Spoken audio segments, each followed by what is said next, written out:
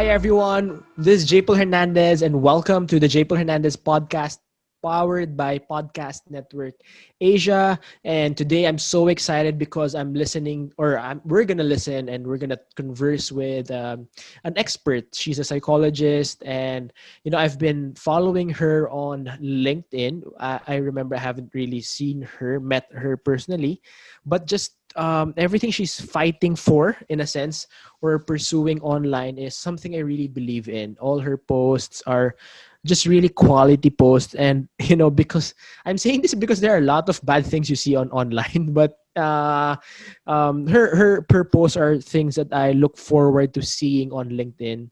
So yeah, if you're looking for quality content, I guess you should follow her online and just be inspired. So with that being said, she is a psychologist, and I've seen that she helps companies or organizations with organizational behavior. And I'll get to know her more in this interview. Let me introduce to you Charlene Lucas. Hi, Charlene. Hi, JPaul. Thank you for having me. Thank you so much for being here. Let's start. We always have this in our conversation. I always ask my guests, what are you grateful for? Just a good way to, have a conversation. Charlene, what are you grateful for? Grateful for, I would say, just living, particularly. Living my life right now, doing the things that I want to do, Mm-hmm. and particularly owning my time. So before kasi I don't have that privilege. You own your time, Mm. you go to work and everything like that. But right now, it's like everything that I do right now, it's parang Wow. pinagsikapan nung mga nakalipas, no? So for me to Yes. attain this freedom, this Mm. time, and the way I live, it's not much as before, but I'm really grateful right now of having this free time on my own, and then also serving people. Yay. Thank you so much. And thank you for sharing. Can you share more about yung free time? So sabi mo, you have this time na hawak mo na before wala. I just want to listen to it. What was your All life right. So before? before kasi before, second life ko na pala to. Before, kasi I was in human resources. So I died Mm-hmm. last year. Pinatay ko na yung career na yun last year. But not necessarily. So parang meron, syempre, of course, I'm serving organization and everything like that, no? Yeah. Kasi before, you go to work 8 to 5, overtime. So, and then sometimes pagka stressful yung work or kailangan may pressure, deadline, I'm sure you can relate, no, J. Paul, no? I'm sure Mm-hmm. all our listeners can relate. So wala kang Yes. time for yourself, wala kang Uh-huh. time to recharge, wala kang time. Sometimes wala pa akong time to go to the gym. Kasi I'm gym Okay. addict din kasi talaga ako. So sometimes wala akong gano'n, no? And then right now, so I really make it a point that I have this time to do what I want, no? When Mm. I want, particularly. But of course, syempre, Wow. I'm working of serving my clients. So it's hard actually of not necessarily unboxing, but the thing is parang uh, deleting your belief or changing your Ga- belief That's so rather powerful. from Yeah, an yeah, yeah. from an employee type of mindset now to Yes. somebody na who owns his time at the same Mm-hmm. time earning, no? So Yes. it's kind of different shift. Medyo na I went to a grinding, I would say, last year. Grinding with that. Wow. So but I Wow. emerged victorious. Charot. Victorious talaga. I emerged on something Galing. like on Galing. that grinding. Yeah, and alam mo, I love what you were sharing because a lot of people, there's nothing wrong about the corporate world. Hindi sila masamang mga tao. I mean, we earn from, corporate talks, corporate projects. But it's just, I Yes. guess, not for everyone. And I've seen a lot of people who want to get out of that corporate rat race, but naiiwan sa hanggang want na lang. 'Di ba? Parang Yes. hanggang dito na lang. What what did you do to really, in a sense, talagang makawala? What, sabi mo, nag-change ka, nag-delete ka ng old mindset, belief. Ano yung mga kailangan mong gawin para to really be where you are right now? Number one is to find yourself. Mm. Sino ka ba talaga? Ano ba talagang Yes. strengths mo? Everything, strengths, capabilities, weaknesses, limitation, including demons. So, for me, I'm impatient. Okay? So, of course, not every time. That's my demon, actually. I'm impatient. Gusto ko now na. Yon. So, sa corporate, hindi siya pwede. Hindi ka naman pwede ma-promote agad. What you call this one, magkaroon ng gantong agad salary. So, you really have to earn it. So, Yes. and then for me, it really doesn't work, no? Sa corporate. And of course, I'm an introvert. Mukha lang akong trying to be extrovert. Trying to be extrovert. Pag kailangan. So, an introvert by nature, and I really get not necessarily irritated pag sobrang daming stimulus, para bang kailangan dito, kailangan doon. So, parang I cannot Yes. process. So, I can process more, or I can function more when I'm focused. So, and that's not the setup in the corporate world. So for me, Yes, yes. I know myself first, sino ba ako? And ayoko kasi I don't want to be boss around. So, I don't want to be boss around. Before, when I was a kid, okay lang. Pero when I'm starting to really find myself, I don't want to be boss around. So, yun. Wow. Yeah, And yeah. then, yes, and after which, then yun naman, I discern what's my path. Ano ba yung gusto ko? Ano ba yung goal Yes. ko? Okay, so ano ba yung parang I did a life scan, Okay, JPaul, no? A okay. life scan in a sense na what's working, what's not working, and at the Yes, same time, yes. ano yung parang binabalik-balikan mo na gusto mo? And that's the time that I really pursue psychology or being a Galing. psychologist. Wow. So, yeah, so there. And then from then on, when you find yourself, eventually you will find your path. And then now I'm serving people. I'm serving my purpose. Galing. You know, I've noticed with everyone that I have interviewed, talagang ano siya eh. I've noticed na it's really finding yourself, it's just usually nag-iiba lang yung words, pero finding yourself, finding your purpose, helping, serving, and then eventually the money comes. In a sense, yung syempre we still have bills, we still have to eat. Yung life, yung financial part of it, it's not bihira ako makakita nung taong gusto lang yumaman. Eventually yung parang yung pag-increase ng cash flow or yung pagiging okay is an outcome of helping others. And I really want to honor you because, you know, in the Philippines, being a psychologist is hindi mo may isip na magiging successful. I mean, 'di ba, parang a psychologist either sa guidance counselor or HR nga or law student, pero hindi Professor, parang teacher. professor, laging boxed. And I really want to honor you for that, for the life you are pursuing right now. So just really, I believe just living that is an inspiration to a lot of Filipinos that hey, you know, sabi mo nga, what works, what doesn't work, you scanned your life, ito talaga gusto mo, and you know, I really believe that in a pandemic in 2020 that your life is working out. So congratulations, Charlene. All right. So our episode today is about stop comparing yourself in social media. So I've met Charlene. I follow her on LinkedIn, and Thank you. according to I was reading an article, it says that she's one of the rising 70 LinkedIn influencers. So Charlene, can you tell me more about that? I think nasa 70 ata ako. Pag 70 at ata ako. Then I'm just kidding.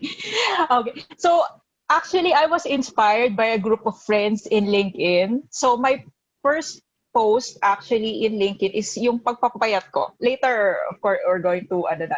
Yung pagpapayat ko na from 100 kilos down Oh, to 60 kilos na ako ngayon. So parang yun wow! yung joy. That's my first parang meaningful post na about Grabe. myself in LinkedIn. And then I was encouraged by group of friends. Okay, so sila Raymond, si Dennis, I'm sure you've heard of them. So I was encouraged to really post more. when we had Mhm. that meeting kasi they see some value in my content. First, parang ang unang likes ko lang ata no nasa 20, 30 when I posted that. Mm. Samantalang sa Facebook ko, ang dami. So, Mm. then that's the time that I was really into it in LinkedIn kasi I love the community. And you're one of them, JPaul, no? So you inspire me also. So like si Gary, Werner Schuck, I don't know if I said it right, no? Yeah. Si John Maxwell. So Yes. when I saw their post, parang nakaka-lift ng spirit. At the same time also, of course, the beloved, no? Kirsty Boner. So she's really one of my inspirations. So she died no nung August, and sila yung parang nakapagpahatak talaga sa akin to really post my Galing. content on LinkedIn. And then also, Yeah. and at the same time yung group of friends na sila Raymond. And that's a start, no? So what I post particularly in LinkedIn is really came from me. So what's my everyday struggles, at the same time mga big struggles ko, so what I've learned out of it. And so far naman, so people are responding to that. Okay, so some people hindi masyado, but what I get out of that particularly is the messages, the private messages. J. Mm. Paul, no? Yung tipong I really like your content, it really helped me. So there. Yun yung parang nagiging boost ko for me to post every day. So Galing. my motto, particularly in using social media, if there's just only one person, okay, that will benefit on my post, then my job is done. Kahit sabihin mong isang like pa siya. Galing. Ang galing na sinabi mo nga eh. Like, minsan, isang like lang. Nung una, isang like lang, tapos biglang dumami. Tapos parang just post ka lang ng post. Hello? Hello. Yep. Yes. All right. You said, Charlene, just a while ago that you were just posting one, tapos dumami. I mean, one liker, tapos dumami. But you just kept on posting and just Mm-hmm. posting. A lot of people kasi get sad Yes. because ay wala nag-like, wala pumapansin sa akin on whatever platform. How did you deal with that in your personal experience? I mean, how did you not get sad na nung una onti lang Okay. nagla-like So sa'yo? for me, no, so it's really not about the likes. And I also Hmm. learned from this from Kirsty Bormer. Hmm. Sorry. Yep, no, I'm not asking. Yeah. Yeah. Okay. Sige, go please keep on speaking. Okay. So sorry, no. What do you call this one? Okay, so can I speak? Sorry. Medyo Go. nawala ata. Yeah. So Christy Ballmer. So you were saying. Hello? Oh. All right. So I was really inspired by Christy Bonner in terms of her sharing dun sa platform niya. So at first sabi niya kasi is it's not about the likes. No, Hmm. it's really about the quality of your content. And then focus more on giving rather than yung accepting or yung para bang checking the likes, checking the views, Yes. and then at the same time checking the share, no? So you post your content, your heart. And also sabi din ni Gary Vaynerchuk na you don't know who might save o who Mm-hmm. might benefit from that post of yours, or sino yung masisave mo from that post or Yeah. change somebody else's mind on that post. So that's keep me going actually in posting in LinkedIn. So far naman I got naman appreciated, not as much as let's say sobrang daming likes, no, but for me, once somebody benefits from that, once I shared what's on my mind, my job is done. Galing. Thank you. So in your social media, in your LinkedIn, I see you always put a hashtag sublimation, not regression. What does it mean? Can you share more about it? So hashtag sublimation, not regression. So it's actually a defense mechanism based on psychoanalysis. Yes, no, bleep, charot. Go. Okay, Na-excite ako matuto. so it's a defense mechanism in Freud's theory. So sublimation, it's actually your pain So all of us has defense mechanism pag nasaktan. We have denial. Okay, so we have repression, no, the best, no, denial. So sublimation, that is the highest form. Let's say your pain, you're turning your pain into a blessing. You're turning your pain into something someone will benefit from that. And now Wow. regression, ito yung tipong parang you regress into a childlike attitude. Let's say iiyak ka, magwawala ka, magdadabog ka, yung something like that. So for me, when you were hurting, okay, so when you were hurting, because all of us, no, life is, let's say, not necessarily full of pain, but it's part of life.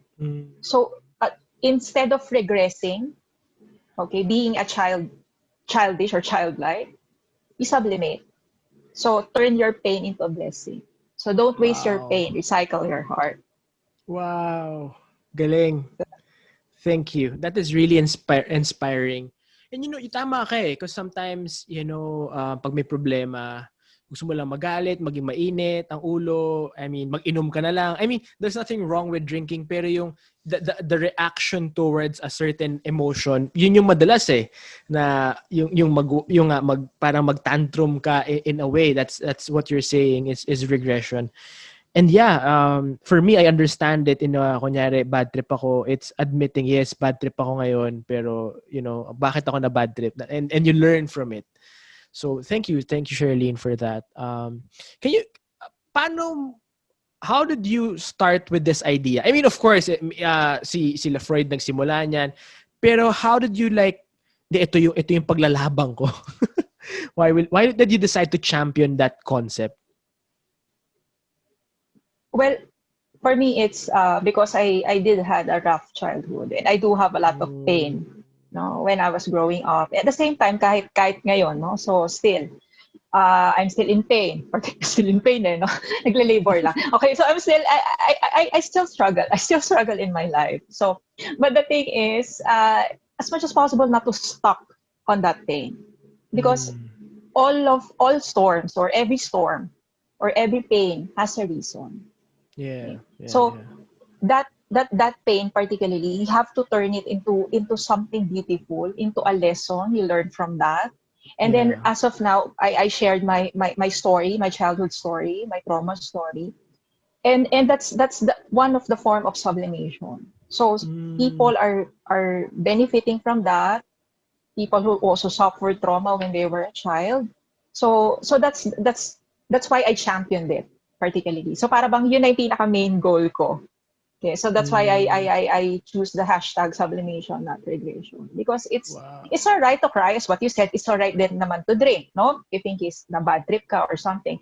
But if you keep on what do you call this one, doing that, no, you're stuck on that. So walang kapupuntahan yung pain mo.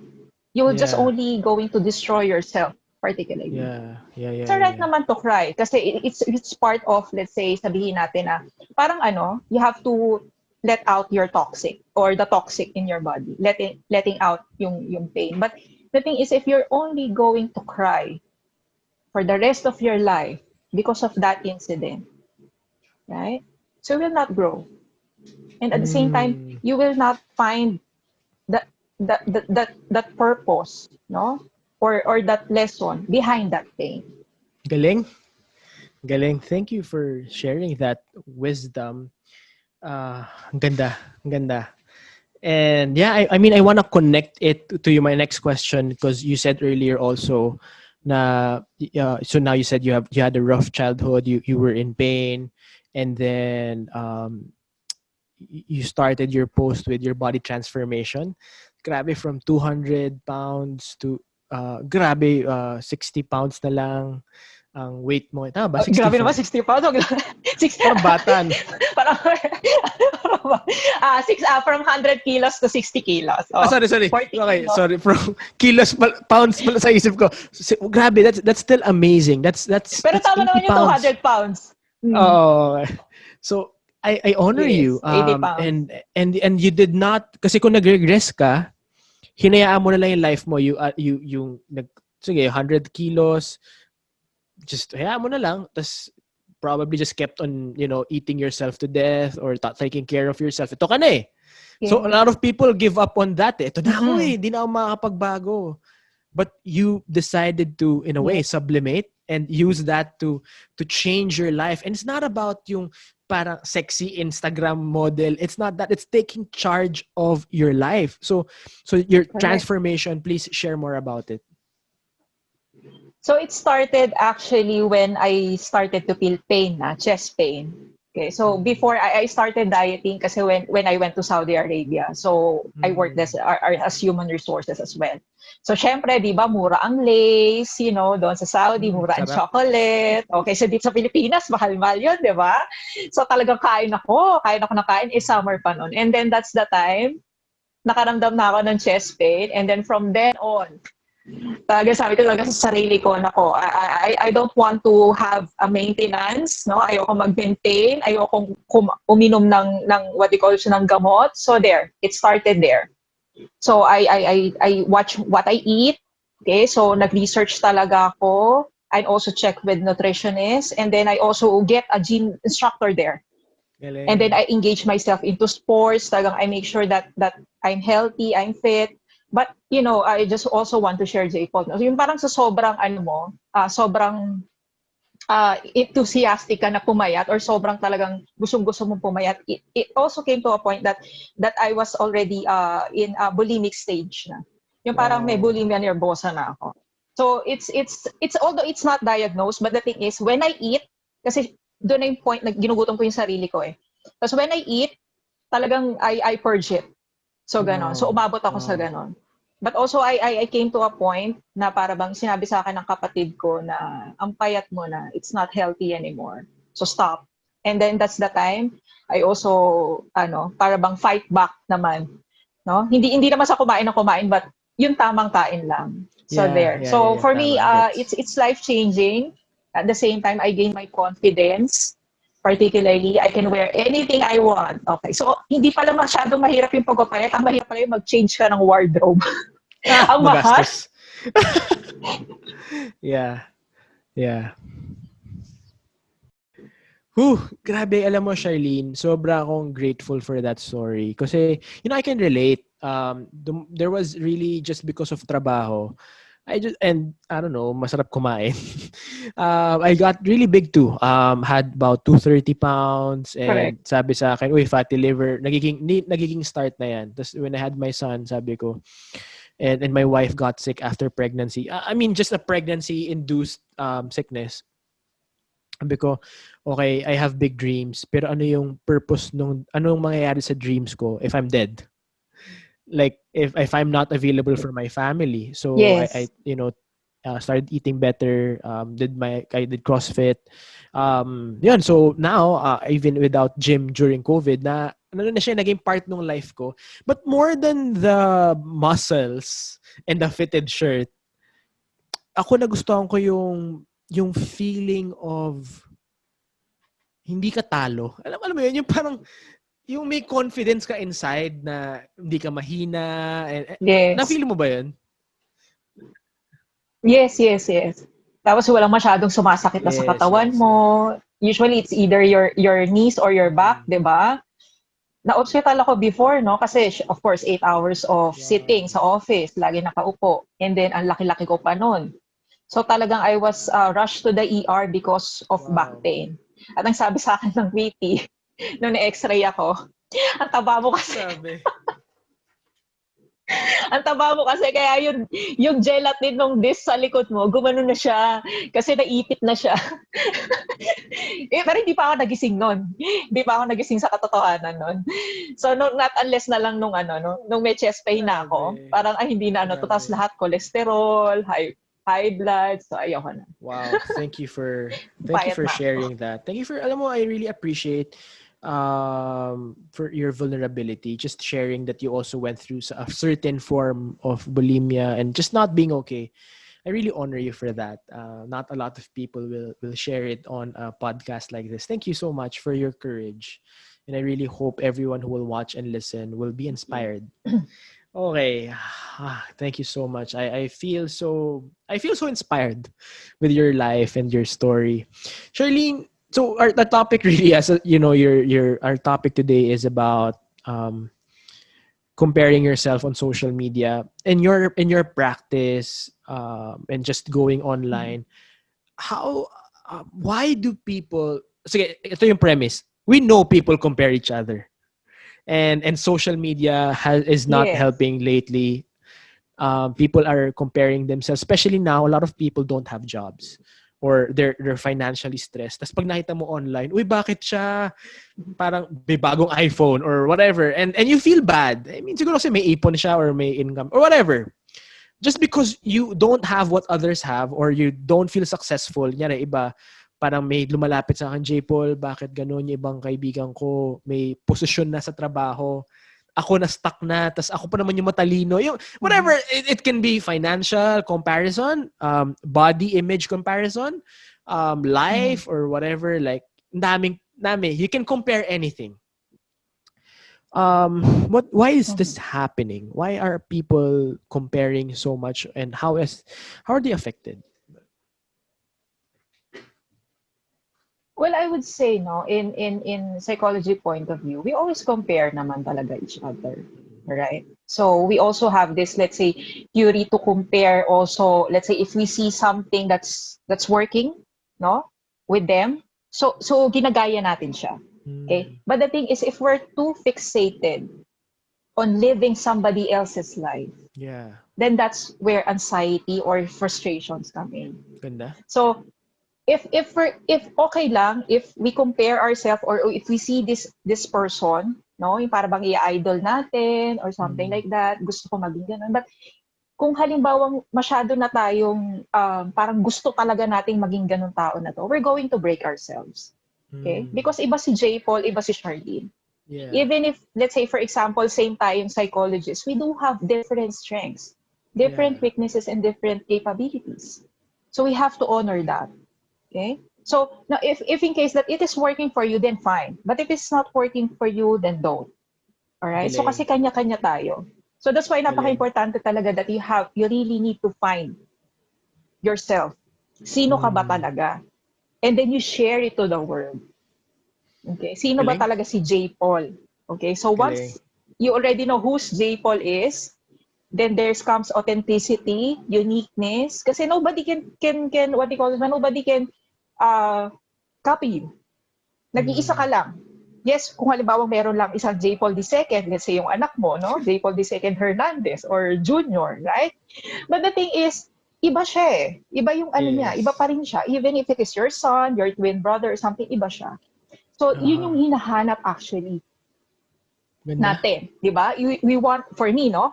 For me, I really want someone who is authentic, no? Who is let's say themselves. Right? Of course, hindi naman yun to the point na parang basta magmumura ka na lang, no? Basta you're going Yeah, to yeah, yeah, say yeah. hurtful words, no? But yung the thing is yung para bang you can really feel this person being him or being her, no? Na Mm, walang kaplastikan. So mm. minsan masarap kasing kasama yung gano'n. And then Yes, people yes, see that in yes. social media. Akala lang natin hindi. But usually yung mga taong authentic, unique, like Oprah, Gary, no? Yun kasi yung mga ano nila, no? Why do people are drawn to them? Okay? Because the thing is they're unique. They're seeing their vulnerability, their side, their humanness. So and that's what we're longing for, yung human to human na connectivity or connectivity talaga connection rather. Ano yung internet connectivity? So human to human connection. Yung para bang Yeah. nobody's perfect. Para bang antong taon to masyado naman perfect, masyadong mataas, masyadong cannot be reached, no? So parang gano'n, parang wala ka na So nakikitang powerful. anything.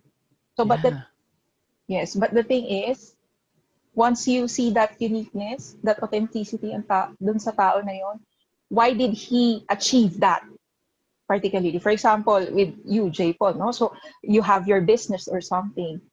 You only see yung tao in his position, but you didn't see the Yeah. struggle Yeah. behind that.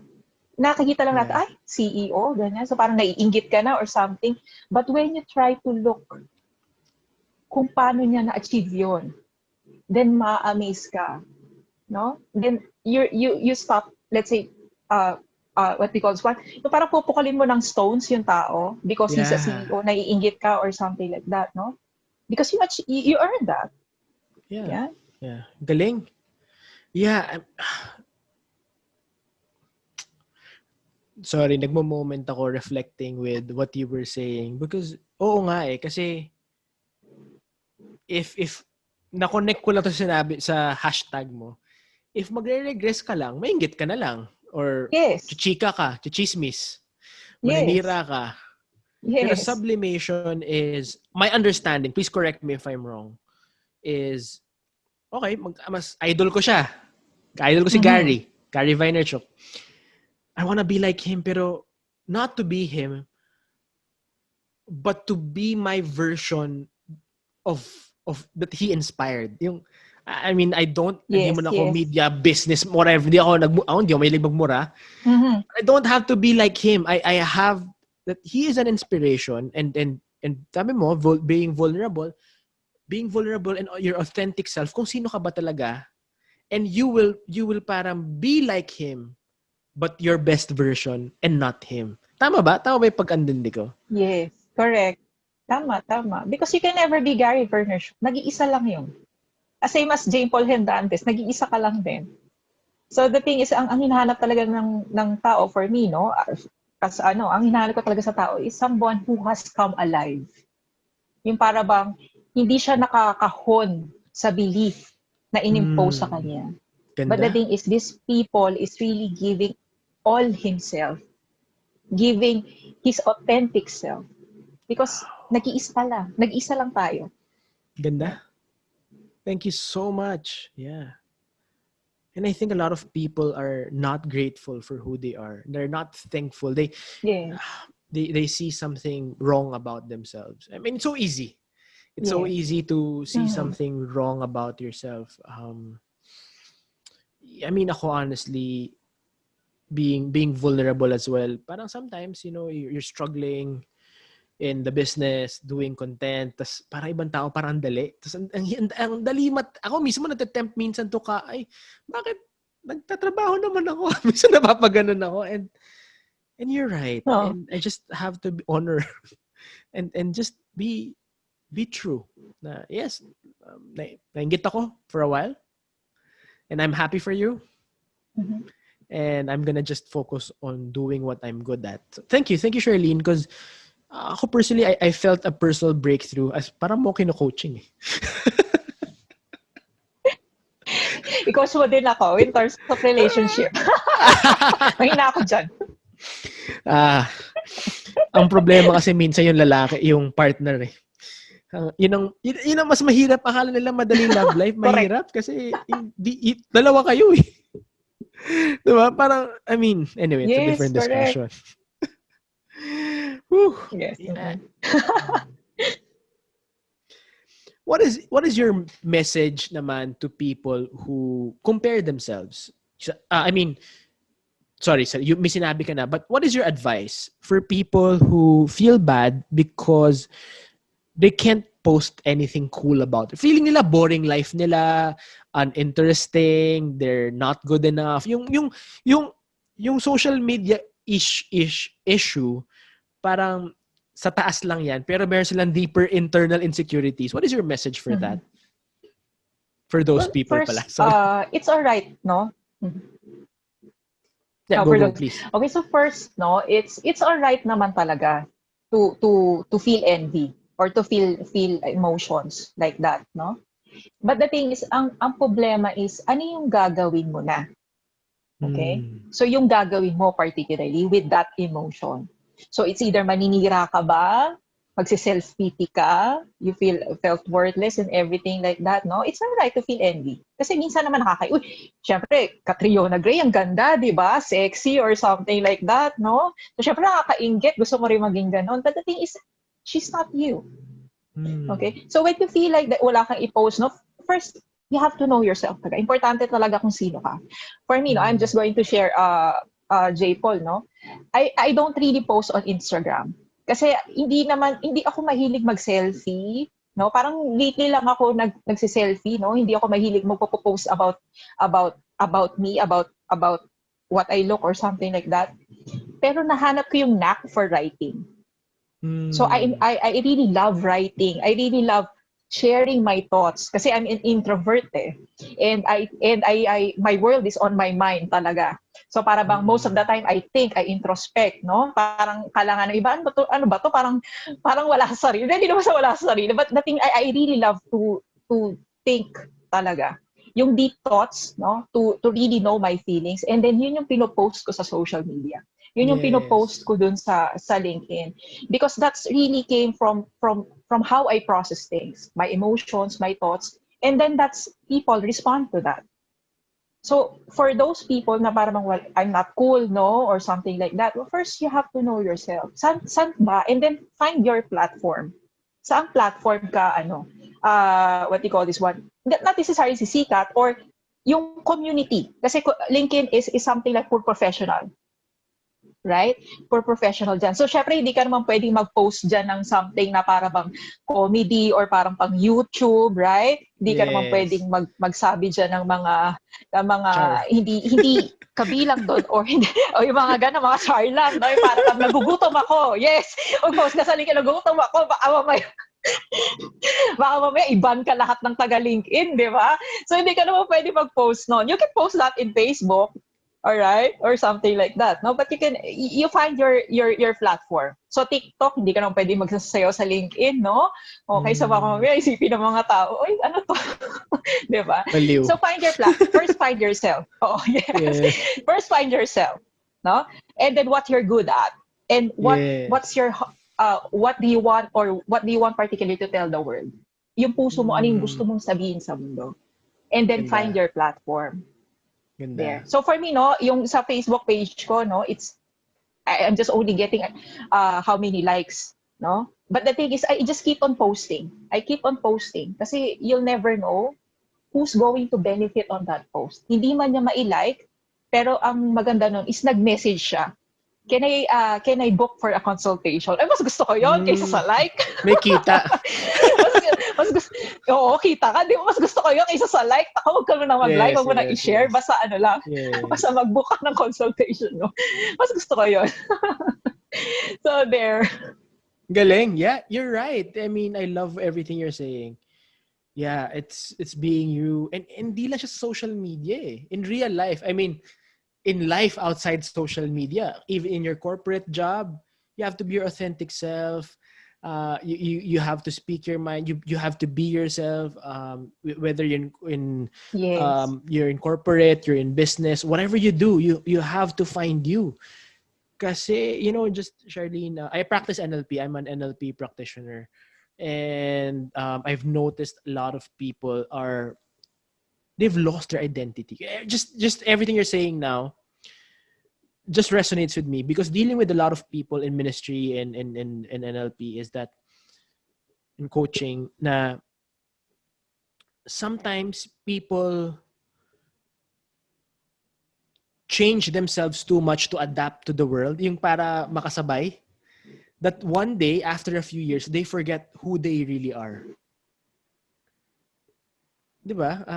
And I just really thank you for your message. Just I guess it's for me, I understand your message is that, go back to who you are.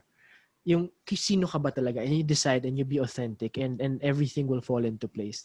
Thank you so much, Charlene. Yes. Um, for those who, because I love that your career trajectory. For those who are for those who want to pursue their dreams, gusto makawala. Gusto makawala sa kanilang lungga or whatever's holding them back. What is your advice on pursuing their dreams, pursuing their goals? Okay, so first we have to assess ourselves. Ano ba talaga yung kakayanan natin? And then second is what are our responsibility. So minsan kasi mahirap if you're going to go for something, let's say you're in a corporate, gusto mo maging singer, kuwari lang, no? Gusto mo maging singer. And then of course, syempre you have to build yourself pa, right? With that. it's alright to follow your passion or your dream, no? But the thing is, kung meron kang 10 anak na pinapakain, medyo mahirap Yeah. yon, no? Yes. Medyo mahirap yon, right? So we also Yes. need to know our responsibility, particularly, and then try to work, no, towards that goal. Kung talagang gusto mo siya, no? Yeah. Step by step. And then you will know, you will, how do you call it? Not necessarily feel, no? But you will know in your heart if it is time to jump, if it is really time to embrace that, no, to embrace that dream. So ito na ako, I just want to be a singer, no, I just want to be a cook particularly. So and then try also to define, no, what success is to you, because success is subjective. Ganda. Okay, Yeah, yeah, so yeah, yeah. although people they say na para bang yeah, if you have, let's say, if you have a high paying salary, a good position in the company, you are successful. For them, yes. But for you, try to define success. What is success for me? So if your success is, for example, is to become a cook, no? Okay, you find fulfillment in that. Then there's nothing wrong with that. Yeah. Kasi you You're you right. you what they call what you find your life in serving people. There's no such thing as Ganda. bad job. Ang bad job lang, Yeah. I would say, na parang magnakaw ka, manloko ka ng kapwa mo, right? That's So true. that's a bad job. But there's no such thing a bad job. Let's say if halimbawa gusto mo mag-bake, okay lang. Kasi some people find fulfillment when they find other people, yung niluto nila, yung nakakapagbusog and nakakapagbigay ng saya sa ibang tao. So, Ganda. although some people also told me before that, why psychologist? Parang ang ganda-ganda na ng position mo before, ang taas ng salary mo and everything like that, no? Because the thing is, I really don't see myself in that anymore. So, for me, it's just interaction with people, helping them particularly on their struggles, what's on their mind, on their mental health. I really find fulfillment on that. Even if Galing. the salary is just or my fee is small, but the thing is, first I control my time, I hold my time. Second is I really give something, no, to Mm. people. I'm helping them. Right? Yeah. Although it's not necessarily like if you're in a corporate, or for example, you, JPaul, no, you're in a business, you're not helping. You are helping, no? But the thing is, hindi yun yung ikaw eh. No? Parang hindi mo Mm. nabibigay yung best mo, yung buong-buong ikaw dun sa trabaho mo. And for me, I don't find it na dun sa dati kong job. Yes, I might That's right. excel. I do have good performance rating, but the thing is, at the end of the day, I'm not fulfilled. I'm tired. I'm miserable. And I'm not happy.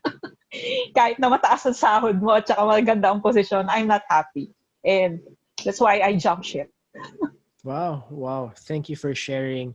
And congratulations for jumping ship and making it Jump ship. work. Kasi Yes. a lot of us, after 6 months, go back. Ay, marami akong kaibigan nag-design kami, halos sunod-sunod. Marami sa kanilang bumalik ng trabaho. I mean, bumalik ng corporate kasi wala. Natakot. They just hated the struggle. So I honor you for keeping the fight. Yes, so inspired by your story, Charlene. And um can you share, and then maybe some people who are watching or listening can contact you? What are your services as a psychologist? What are your services and how can they reach you, and what social media stuff? Please promote, and we All just right. hope that we can bring clients to you. All right. So in LinkedIn, of course, I'm very active in LinkedIn. So they can just search me, Charlene Lucas RSY, RTSY, RTSY meaning registered psychologist. And I also do mental health talks, particularly. So next week, actually, no, buwis buhay. So I'll be conducting a mental health talk in a hospital. So they Wow, God badly bless need it you. because they have, let's say, cases of suicide na. So I have to be there particularly and do. Yeah. I also do group therapy. I'll be doing group therapy with them. Wow. And Wow. also webinar. I also do webinar mental health, all about mental health, and then consultation about organizational behavior or organizational development as well. And then of course, I do online, no? Online lang muna. Psychological consultation, counseling, and psychotherapy. So they can just Galing. email me at Charlene, Charlene, Lucas, Lucas, .rpsy@gmail.com. Galing, galing. Please send her a message on LinkedIn or her email, or just message me. I'll direct you personally to Charlene. So Charlene, I hope that you'll be able to help a lot of people with their mental health, with just their success and just growth in life, and find people. I just hope that you'll be able to help people find their happiness. And please don't give up. Please keep doing what you're doing. You are blessing a lot of people. You are inspiring a lot of people. Charlene, God bless you more. And to everyone who's watching and listening, thank you for joining me today. I hope you were blessed. The why do we succeed? To serve others. Please don't forget to follow your dreams, because dreams come true. Keep going forward, and never give up. The best is yet to come. This is JPaul Hernandez, and I'll see you again soon. Thank you, Podcast Network Asia, and to everyone that is supporting us. If you have questions, please send me a message on my social media everywhere: LinkedIn, Instagram, Twitter, Facebook. All right. God bless you, everyone. See you.